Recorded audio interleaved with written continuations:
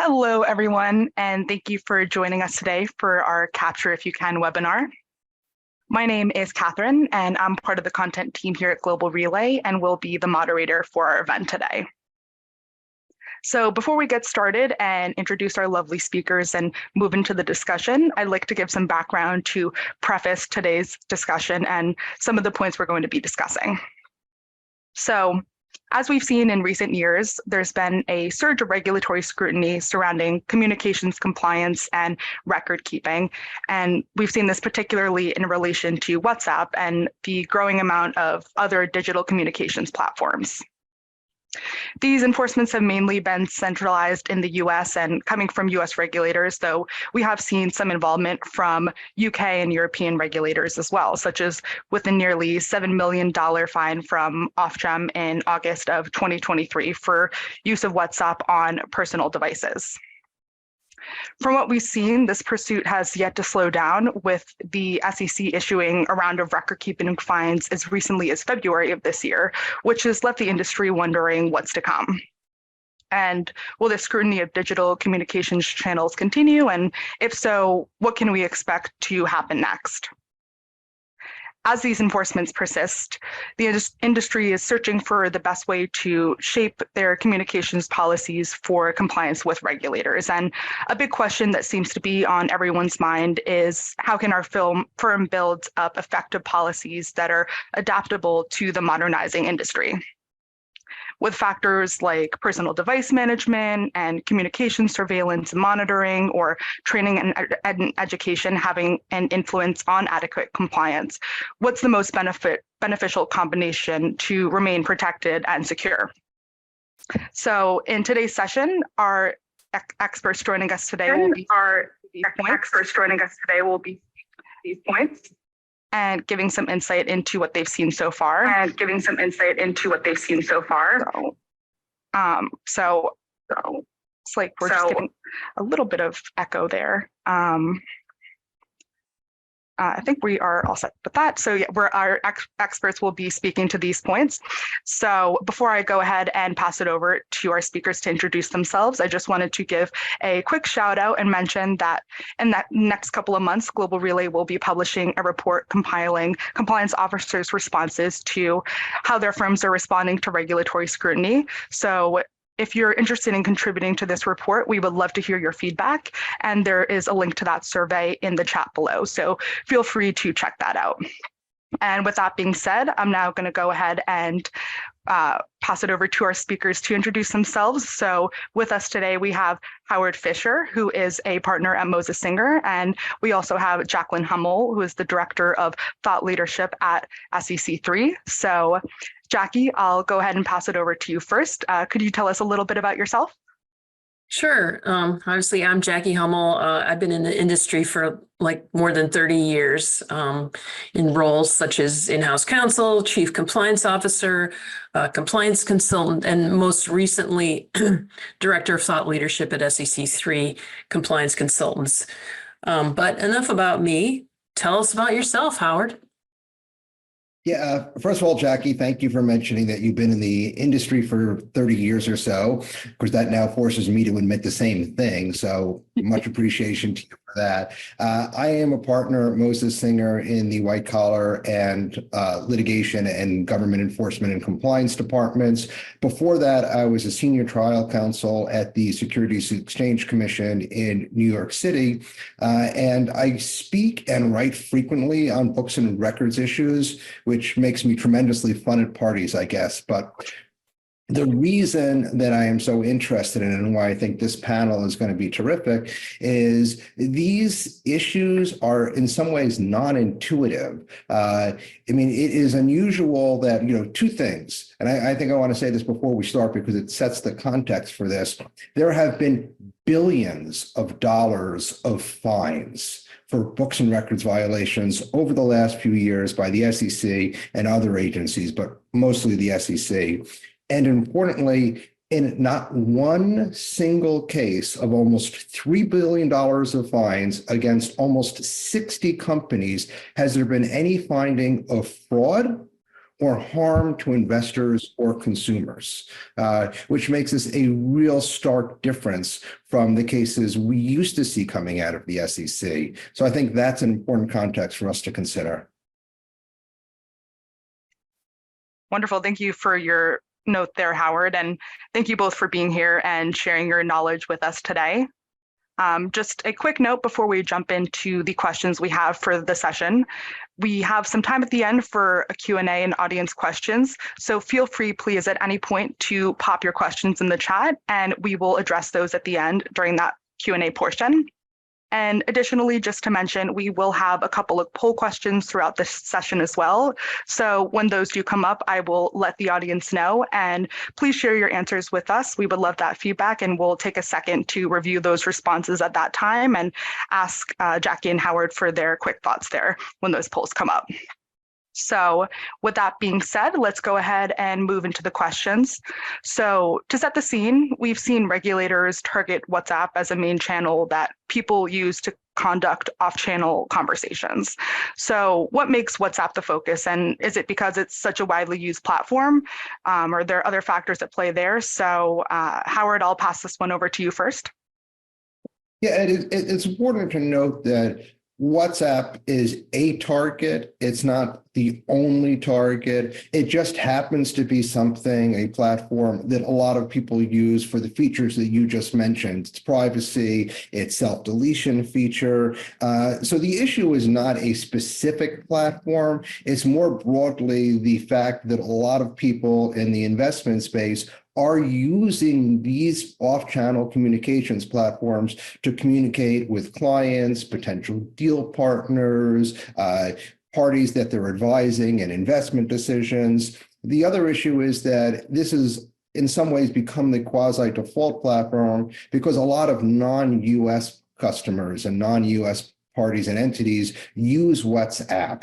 And they use WhatsApp because it has privacy features that you don't often find in other communications platforms. And I think this points in some ways to an important difference between the US and Europe in that we favor record retention. We favor total clarity, accumulation of data, access to information about everybody involved in a transaction, while in Europe, there's much more of a focus on privacy. So I think part of this is in some ways a clash of cultures that has developed over the last few years. And I think it's also important, one last note is that a lot of this developed in the pandemic. The first cases that were brought right after about a year or so after the pandemic began. It's not just a pandemic issue, though. If you look at some of the cases, many of them reference conduct that occurred from 2017, 18, and 19. However, it is something that accelerated significantly through the pandemic as people shifted to working from home, and not only working from home, but using unofficial devices in order to have business communications. And as part of that, one of the other factors about working from home is not only are you sometimes using non-official devices, but there's no supervisor standing over your shoulder watching you while you're doing that. So I think all of these factors have led to the books and records issues becoming so important for the SEC and for other agencies. And as our business patterns develop and our practices develop, I think we're only going to see more of this. Thanks, Howard. I note that there's some participants that have been raising their hands. If you do have a question, could you please put it into the question and answer? You can add your questions onto the into the chat there, which is a little bit easier for us to handle. I'm going to echo some of what Howard has already said, is that, it's not just WhatsApp. It's kind of like whatever clients are using. A lot of this happens to be client driven. So if our clients are communicating with us on different platforms, and let's face it, whenever you see something shiny and new, you may want to start using it. But WhatsApp itself is also pretty well encrypted and has a certain amount of security. So I'm sure that clients feel more comfortable using it, as well as investment professionals. I don't think a lot of this has to do with people trying to evade SEC rules and regulations, as Howard pointed out. These cases are not about sharing inside information. They're kind of more about regulators not being very excited about the fact that people are using these different communications channels that they can't get their, grubby little hands on to bring cases. They can't see what we're saying. So that's, and I think a part of it is, as I've said, clients are using these to communicate with their financial professionals. And it's kind of hard to say to them, it's my company doesn't use this pattern. Could you please resend this question via email or text or something like that? I mean, it seems a little embarrassing at some point to say, we're so far behind that we can't use what you're using. We have to use these other special types of communication, as well as the fact that for investment advisors, the rules are much more strict than for broker dealers. And most of the cases have been brought against broker dealers. There are a few against investment advisors, but the instances are much less because of the fact that you have to, the books and records that are required to be retained are much more restrictive under the Section 204 of the Advisors Act. Yeah. Great points there for both of you. I know that this is a difficult issue, especially with all of the growing messaging channels that are becoming more prevalent in the industry and making these communications so much easier, but as we're seeing, are increasingly difficult to capture. So a question I have kind of to add on to that is, do you think that these missing communications represent a risk that's proportionate with the fines that are being issued? Yeah, I mean, that's a great point. The SEC has come under an enormous amount of criticism for this. I mean, when you're issuing $1 billion of fines in one day, which is actually a significant component at this point of the entire federal budget, people will talk. And the SEC has defended itself, says that the fines are based on the size of the problem, the number of employees involved, the number of communications, whether supervisors are involved. So they've tried to defend it from that point. But I think, just coming from my perspective as a former enforcement agent, these are really straightforward, easy cases. They're strict liability offenses. As I noted at the beginning, not a single one of these cases has unearthed an actual fraud, no harm to clients, and all of the damages have been penalties, not disgorgement. And that means that there has been no unfair benefit that companies got from using these off-channel platforms. So no fraud, no benefit, no harm, and you still have billions of dollars of fines. And the reason why you have these cases is that these are incredibly attractive cases to an enforcement agency because they're really easy.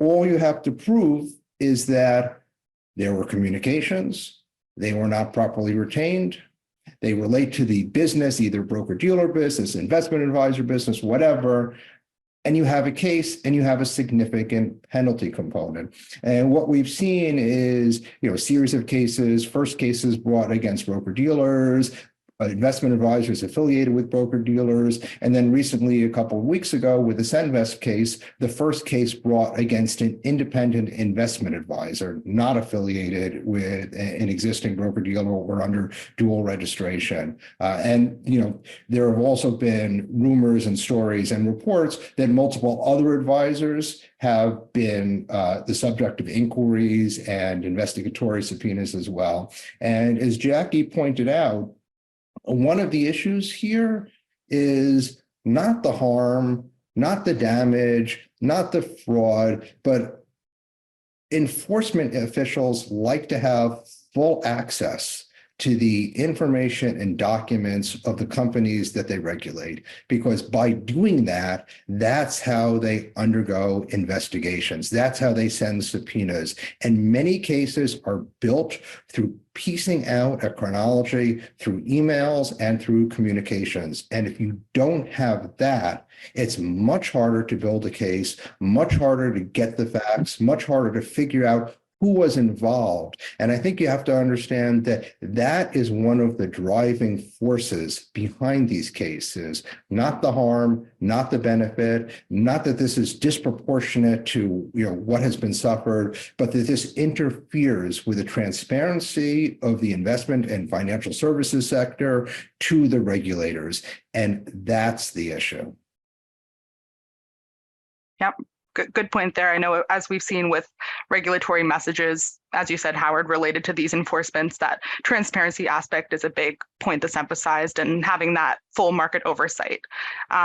So I know another aspect of these cases we've seen from regulators, particularly the SEC and CFTC, is that managers and leaders, senior leaders, are contributing to these unrecorded communications as well. So what are your thoughts on how senior leadership's example ties into these enforcements? Jackie, what are your thoughts on that?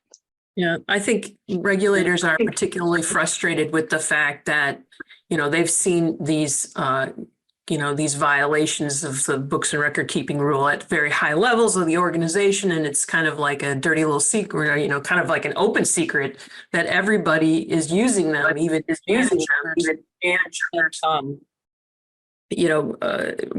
within their firms. So it's kind of like nobody's paying attention to the rules. And now the SEC is, giving the smackdown to say, hey, this is important. We want to see this stuff. And we want to see the senior leaders setting the example. The SEC isn't going to shy away from charging individuals for wrongdoing. I think it was easy enough for them to charge the firms and levy these huge fines because, as Howard said, it was shooting fish in a barrel. For broker dealers, they have to retain all communications, and that's just there's no proof of intent or anything like that. So I wouldn't be surprised if some of the next cases would be involved with managers getting charged personally with failure to supervise for these unrecorded messaging channel cases. I do see a question out there that I'd kind of like to address. It talks about the SEC is not satisfied with firms' policies, training, and internal reviews to address unapproved communications channel. Now, like with the smaller firms, I suspect that there's probably not a rampant problem. And it seems kind of like overkill to have every single potential, venue of communication to be captured. But I think a lot of the cases have said, we have in addition to the books and records keeping failure, there's a 20647 failure, the compliance program rule, where there's not sufficient policies and procedures. We haven't seen any training, and we've seen the managers and supervisors don't really seem to be glomming onto the fact that this is a violation.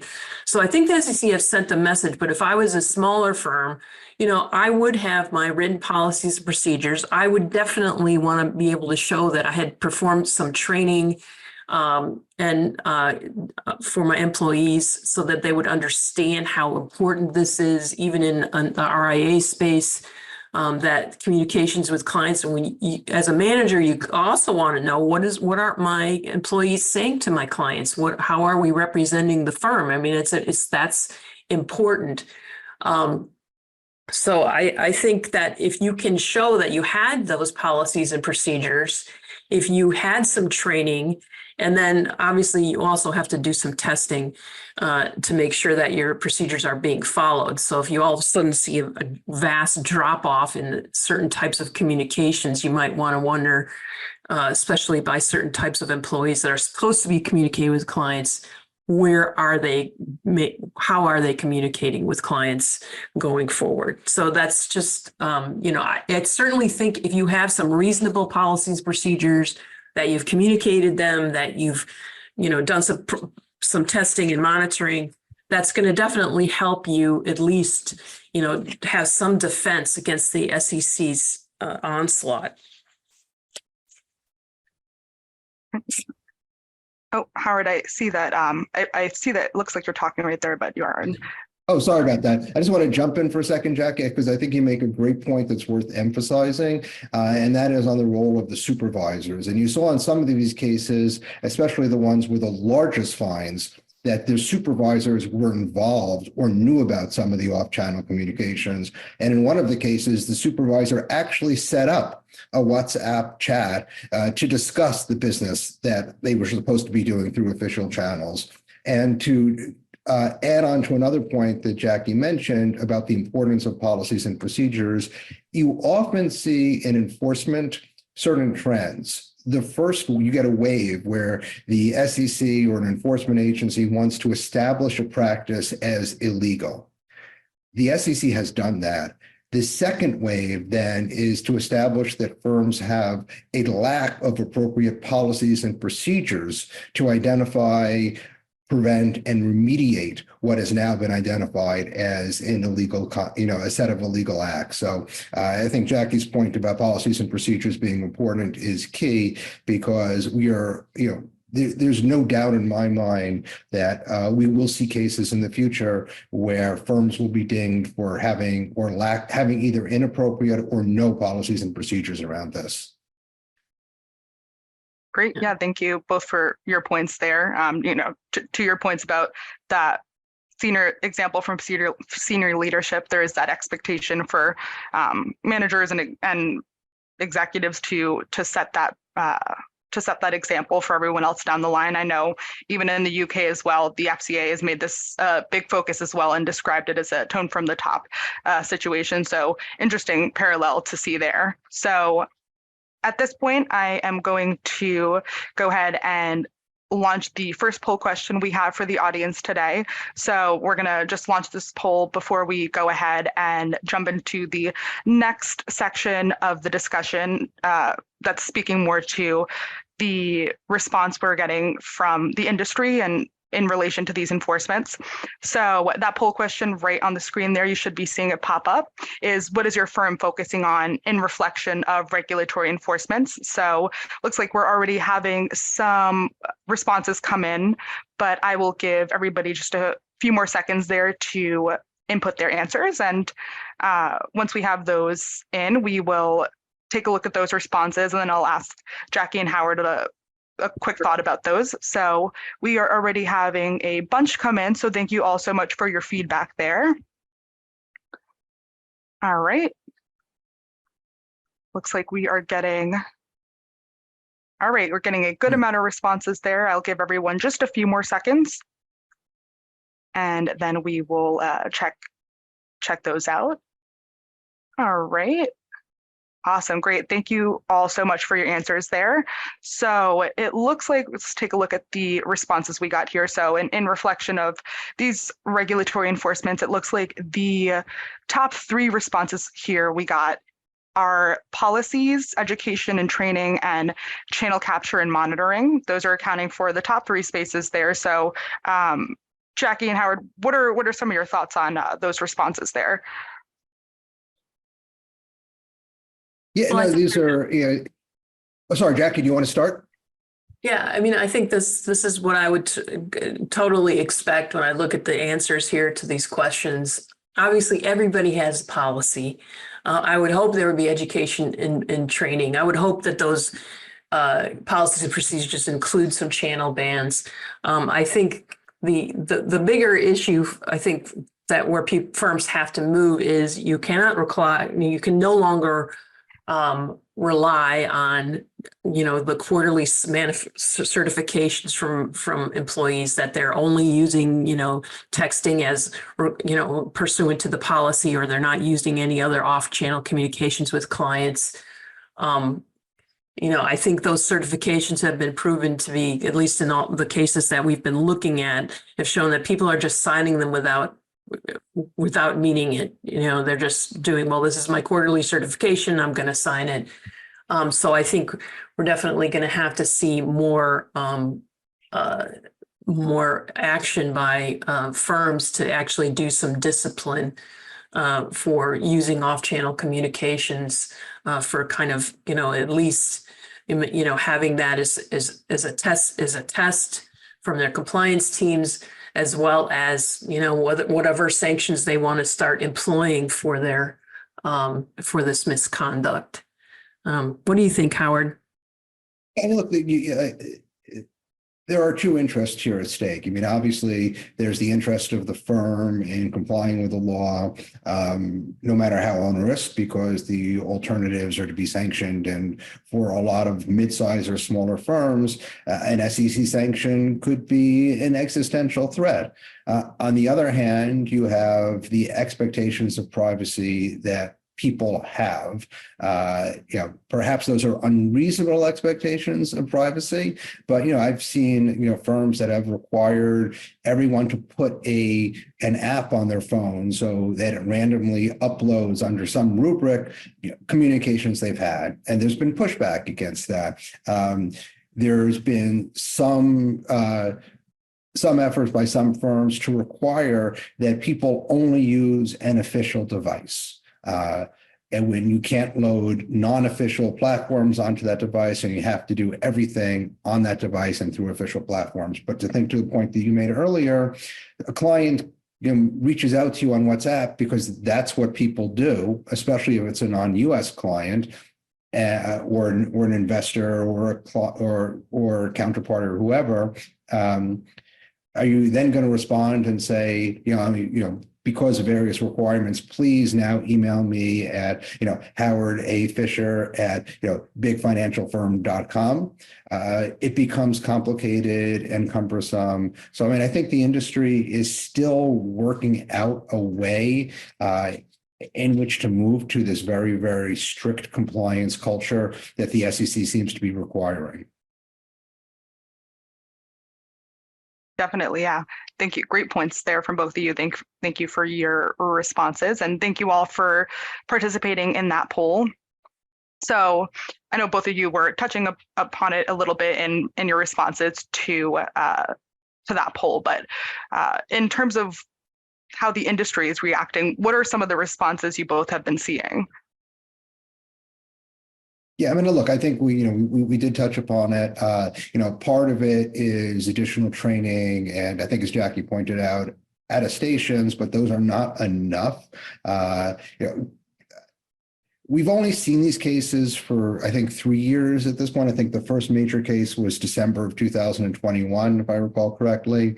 So we're not even in the first triennial period. And I think one of the issues is that it's not intuitive that a lot of these communications relate to your business, either as a broker dealer or investment advisor or whatever sector of the industry you're in. So I think the push is sort of getting people to understand that what you think is intuitively important is not what the regulators are looking for. And so I think we're in the initial phases of a response to that. But telling people that they have to archive everything is one of the things that we're seeing, as well as a push to only use appropriately issued firm devices.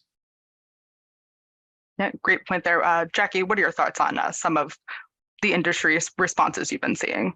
Yeah, well, we have seen some firms going back to issuing a firm-owned device to employees and asking them to communicate that way, which obviously is certainly a possibility. I think the blending, the kind of, especially post-COVID, after the lockdowns, we were seeing a much more blurring of the lines of, your personal use versus your business use. And I think, ever since we invented email, the email and the phone, people have been using those at their work for personal use. And, most firms understand that that's going to happen and that they would limit that.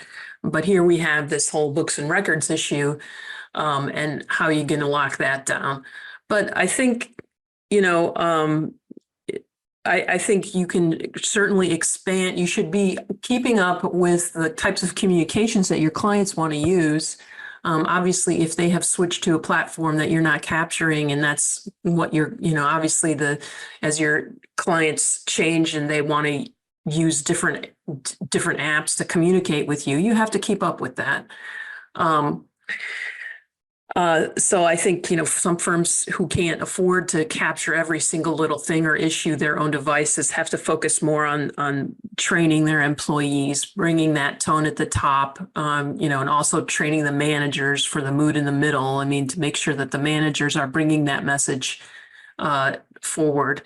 And I think it's just kind of a discussion that firms should have about the way they want to do business with their clients. And the idea should be that every communication is consistent with the firm line, and that you are not making promises that you can't keep, and you're not using inside information and all that. I mean, those are the things that the SEC is probably most concerned about. And you want that message to come from the top. So, I mean, that's kind of my thoughts on that. I mean, I think, you point out something that's it's one of the hard issues to determine is what is a business record and what's a personal record. And a lot of people are friends with clients or business parties that, they could say, like, send them an email on my home email. Let's go golfing. Great. That's terrific. What club? Oh, let me take you as a guest to my club. You've never been. It's terrific. Awesome. Oh, and then I want to touch base with you about some of the terms of that, of the X transaction. All right. So is that a business record? I mean, for a long part of that communication, it was just about going out to golfing. Now it's getting somewhat complicated. These are hard issues. Right. Yeah. But great points there from both of you. I know another point related to these enforcements has been personal device management, and that's been a recurring issue as well. So especially with that pushback, considering that line between compliance and privacy. So are there some ways you're seeing firms approach these issues with personal device management? Well, I think obviously there's a certain amount of the privacy issue of, I don't think people want to, I mean, aside from, the easiest solution is to say, well, you can only use my company issued device for company business, but that's just not, I don't think that's a realistic solution in this day and age. And it's also, but we also now run into, if you're going to use your personal device, you also have some expectation of privacy with respect to that. So, there's still the ability to have an actual, phone conversation with someone that you're not required to record. I certainly have encouraged people to do that. I know it's kind of old school, and my kids tell me that, using the phone is, kind of passe. But, I think we're crossing into a world where we're going to have compliance checks on, on your personal phone if you are using it for business. If you're using your smartphone for business, there's going to have to be some compliance checks on that. But I think there's going to be certain pushback and skepticism about whether this is the best way to look for misconduct. I think, people have long been using business email for personal messagings out of convenience or necessity, despite the fact that they know that it's being captured and that it could be read. You'd be surprised, maybe you wouldn't be, but maybe you wouldn't be, Catherine, but you'd be amazed at what people disclose in email, the personal information that's disclosed, and that people know that that can be reviewed and looked at. So it's fair to assume if you use work or work email or text with your work phone, that your employer is going to look at those messages. And I guess to me, the bigger question is whether the universe of electronic communications becomes too large for monitoring in the first place. That's the one thing about all these different apps and ways of communicating. You have this universe of all this communication going on, and can you really, review it and even if you're saving it all, can you adequately really review it to determine whether there's wrongdoing happening?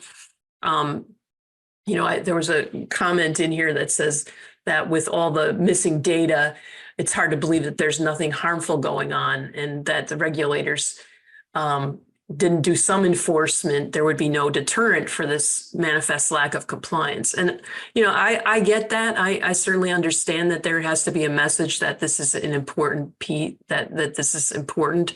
But I also think at some point, when does it become I mean, email review to me is one of the most biggest wastes of my time as a compliance officer, because I don't really find very much in it. And I suspect that if I had to monitor every single way of communicating that financial firm employees use, you're going to have just a whole bunch of garbage and trying to find needles in haystacks. So I think at some point, you have to find a way that's a little bit more targeted, a little bit more smart as a way to, to monitor those types of communications. Mm-hmm. I don't know. What do you think? Those are good points. I mean, I think it's important to note also that these cases go in waves, and it's often very difficult to stay in front. It's important not only to stay in front of one wave, but then to figure out what the next wave is going to be. So, we saw the SEC start out with cases against broker-dealers, advisors, either because they were affiliated with a broker-dealer or were dual registered. And then we recently saw the case against Senvest, which was a private advisor. The target started with the largest firms in the industry. They've moved into the mid-sized firms, and now they're looking at some smaller firms as well, although there also are still a lot of large firms that are apparently the subject of subpoenas. So we're still at the end of this first wave where people are figuring out how to capture all of the data from all these communications, as Jackie pointed out. I think the second wave we're going to see are cases that are policies and procedure cases, which will be related to the methods that are used by firms to capture comms. And so the issue is going to be, once firms develop policies, regulators may say, well, you have a policy, but it's ineffective. Or you have a policy, but you didn't communicate it to everybody. Or you had a policy and you communicated it, but you didn't get attestations that they heard it and understood it. Or that you had a policy, you uploaded millions of emails from people's personal devices, but you never reviewed them or had a protocol for reviewing. And so, we're I think near the end of the first wave of enforcement cases and investigations. The next wave is going to be, as I think Jackie pointed out, now that we're uploading everything, what do we do with it? We know that this is important. We know that you could be prosecuted. We know the SEC cares, and we know that $100 million penalty, even in the absence of any harm, fraud, or misconduct, is a possibility. So what are the practical solutions? Right. Great point there. And to add to that point, as you mentioned, firms are still building up those policies in response to these enforcement. So if in that case, what would you tell firms to start with? Jackie, what are your thoughts there? Yeah, I mean, I think there's a lot of questions here too about in the chat. Obviously, if you can, I think there's been that service providers have hopped on this bandwagon. Obviously, Catherine, you're aware of this. I mean, there are many more service providers now that will capture text messaging, to kind of at least fill in that particular gap, and probably will work to capture other types of technology, communications apps that have become popular for various reasons. I think texting has become, is used all over the place now, and I think that it's becoming much harder to say to firms, well, for firms to have policies that say, well, you can't text, or you can only use text for administrative or quick messages like I'll be late, or, stuff like that. I think that,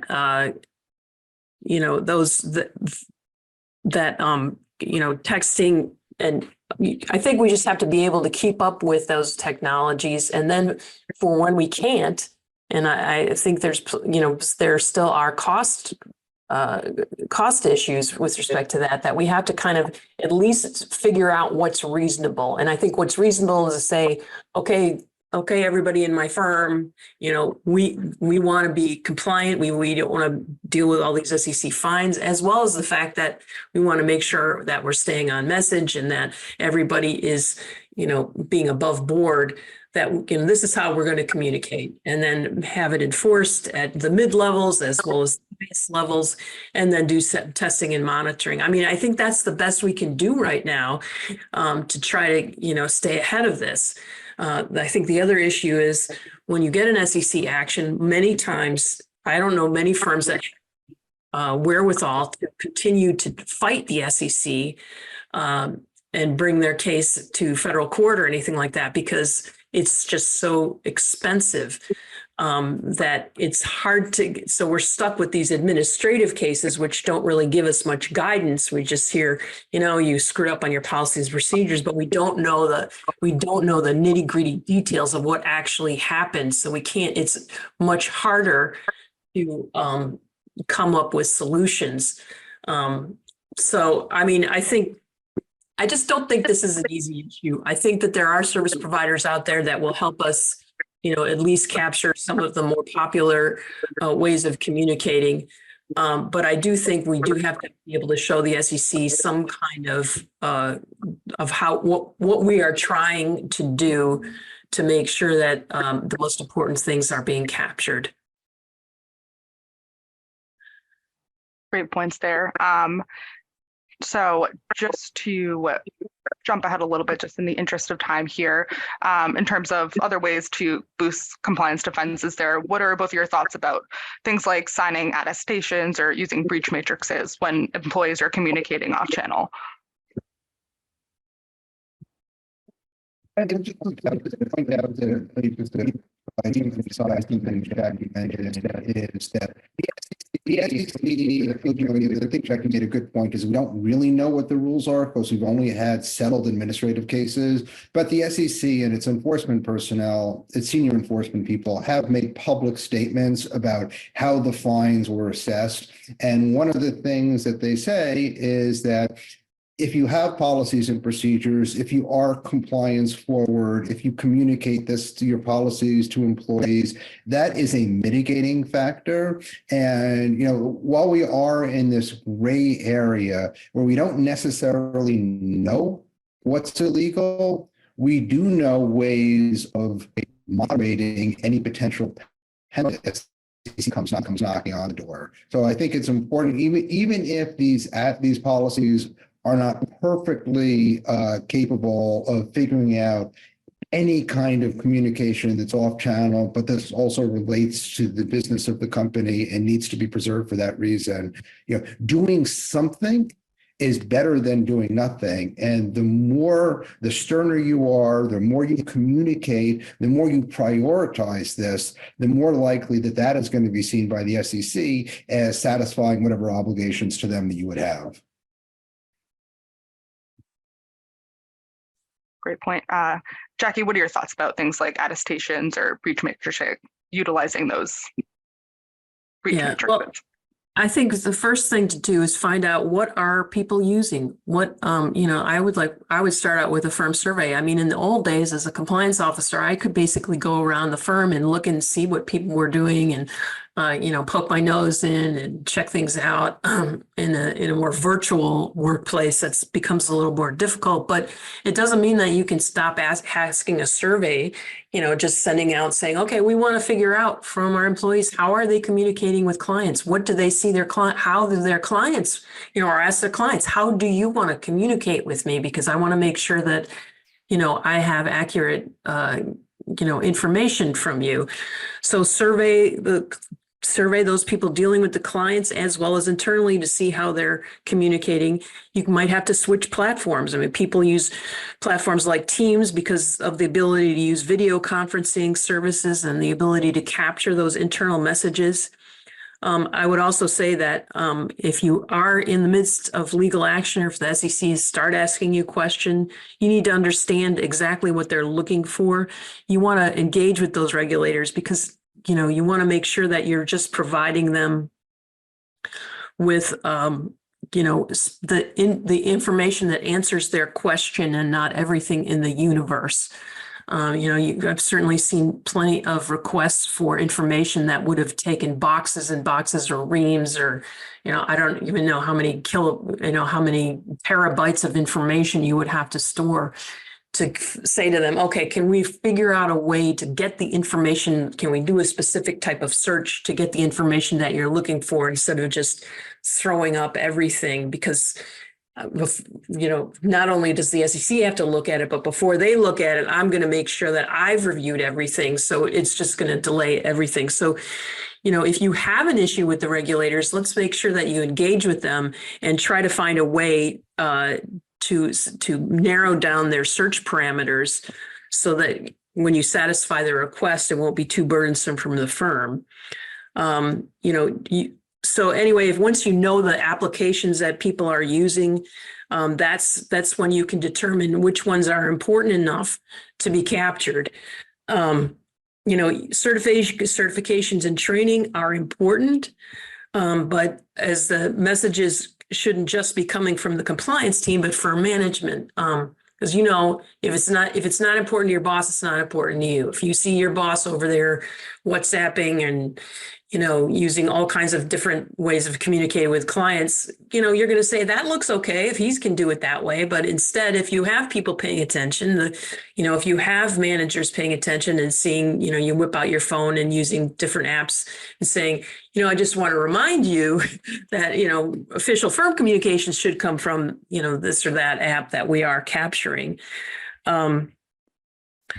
I think training is really important because people can see these headlines, but they may not understand that regulators don't have to prove intent. It's incredibly, it's incredibly important that everybody knows that the record keeping rules don't require you to have any intent whatsoever. I mean, the record keeping rules are basically say you have to maintain these records. And for broker dealers, it's any communications with clients. So that's how all of these cases, are anything to do with firm business. That's how the SEC is able to win those cases so easily. For investment advisors, you have to maintain communications with clients about your investment advice. That's simplifying it a little bit, but that's a much narrower parameter. So you have to be able to, you have to tell this to clients, to your employees, so they understand what those books and records are, what requirements are. So it looks like, in the interest of time, looks like we are kind of coming closer to the end of the session here. So we have a bunch of great questions that have been entered into the chat here. So we can go ahead and take a look at those, maybe get some of your thoughts on those Q&As that are coming in.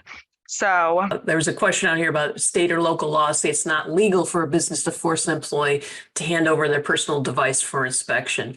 Okay, so if that's not legal, and I do think, that people are going to find this to be, an invasion of privacy. They are not going to like doing that. And I can totally understand that because, our lives are on our phones. We have all kinds of stuff on there. And, but so, recognizing that, either you can go, there is the possibility, the route of giving someone a phone for business purposes. But I think that, personally, I kind of think that ship has sailed because nobody wants to carry around two phones and it just seems to be kind of crazy. But I think what, all you can do in that situation is to pay attention and to, ask them, what are the apps that you're using? What should we be capturing? What do our clients want? What do they use? And then write it into the policy that this is what you're going to do. And,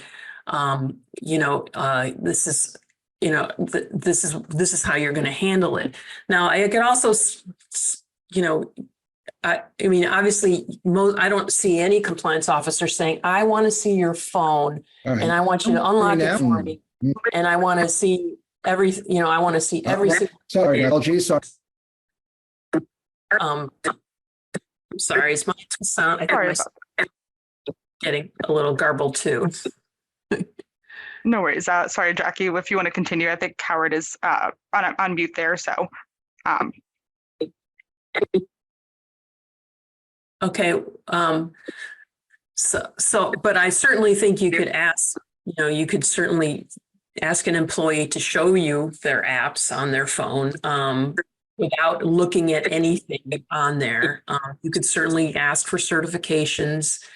And you could certainly look to see, keep your eyes open to see what, I'm not to see what types of communications are being used. I mean, obviously you can certainly, you're not talking, I don't think everybody in the firm needs to be the area of focus too. I mean, who are communicating with clients? I think the client relationship managers or the portfolio managers that are meeting with clients or talking to clients, that should be your primary focus. They have the inside information.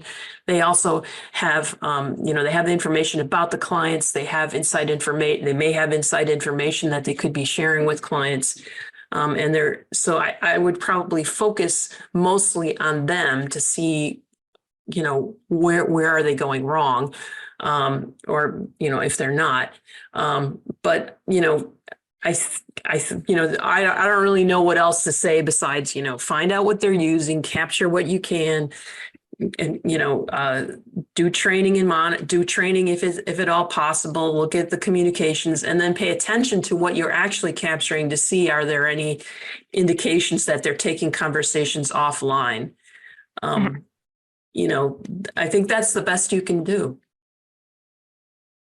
Yeah, definitely. Great point there, Jackie. Thank you for your insight on that. Let me just take a look at some of the other questions we had coming in. We did have, just taking a look here. We have a point here about, I think, interesting point in terms of now all of these new communication channels. We have somebody asking about, with people working in hybrid environments and working from home, are you concerned that employees may be using video game consoles that have chat functions to avoid detection? I know that we had seen an insider trading case with that with Xbox audio. So what are your thoughts on that? Am I coming through now? Yes, I can hear you. Okay. Yeah, I mean, look, this is the issue, and it was one of the things that used to drive me nuts when I was at the SEC, is that it seems like every 6 months or so, another method of communicating without being recorded was developed. I mean, it used to be so easy, like 10 or 15 or 20 years ago, when everything was on an official email. I mean, you'd have thousands of email, 10% of them would be weird personal things, but you would know what the universe was. Now there's other communication platforms. There's things like Zoom, and the question of whether video is a record that needs to be archived as well. You have people communicating through video games or other means of social interactions. You have the metaverse, people communicating through Facebook. So there is this proliferation of ways in which to communicate, and it's impossible to capture all of that. And so, you always have the issue where people who are convinced that they can get away with something will use all sorts of methods to try to make sure that they can evade detection. The thing is that every communication involves at least two people. And so I think what you have to communicate to people is that maybe they think that they're avoiding detection, but if they're caught, it is obvious that they're trying to evade detection, and the penalties are likely to be an individual, not firm, and they're likely to be much more severe, and they're also likely to be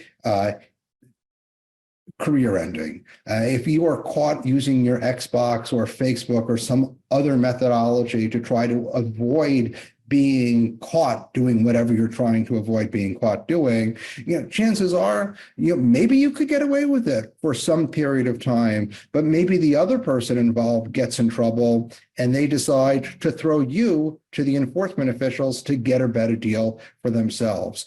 Thanks, Howard, for your feedback on that. Looks like we just have a couple minutes left. Maybe we can answer one more question here before we round out the call. I saw an interesting question about just speaking to personal devices and that aspect of compliance. Someone said local laws say it's not legal for a business to have an employee hand over their personal device for inspection. So they're asking how to meet SEC oversight expectations if there's not the ability to legally request that information. Well, so far the SEC hasn't said anything that's a requirement. Obviously, but they are expecting some kind of testing and monitoring to see how firms are communicating with clients and among themselves. And I think, you do the best you can do. I mean, you could certainly do a survey and ask your employees what forms of communication they're using to talk to clients, and then base a policy based on that information. So I think that's important. So obviously you can ask for certifications and hope that those are being answered truthfully. And you can certainly look around, and I think AI is probably going to be a very useful tool in this, to look at all the other communications in total to see, are there ways that it seems like they may be, when you're doing email review or review of any other texting or monitoring, if you see a lot of these, well, let's take this offline or something like, some other kind of, catchphrases, to see if that's what they're doing. That's, I think, the best you can do. Obviously, but make sure that your policies and procedures cover that. Say it's illegal for us, make sure it's in your policy. It's illegal in Missouri or whatever state you're in that we can't look at this. So our reasonable steps are to, survey everybody, make sure we capture those communication channels that our clients are using and reviewing those, and then, period, and training on that message, and et cetera. So I think you take the tools that you have in your arsenal and you use them. And I'll just say, from the perspective of a former enforcement official, it is not going to be seen as a defense by the SEC if there are important off-channel communications for a company to be able to say, well, we would have loved to have seen this, but local law forbids us from doing so. So the fact that state or local law may be an obstacle to an effective compliance program is probably not going to get the SEC off your back. So you need to figure out a workaround. Great. Thank you so much for those points there. Looks like we are right at the end of the session here. So I wanted to thank you both again so much for your insight and knowledge there and sharing that with us. And thank you to everybody for joining the call. And we're going to round it out there. So thank you all once again, and hope you all have a wonderful day.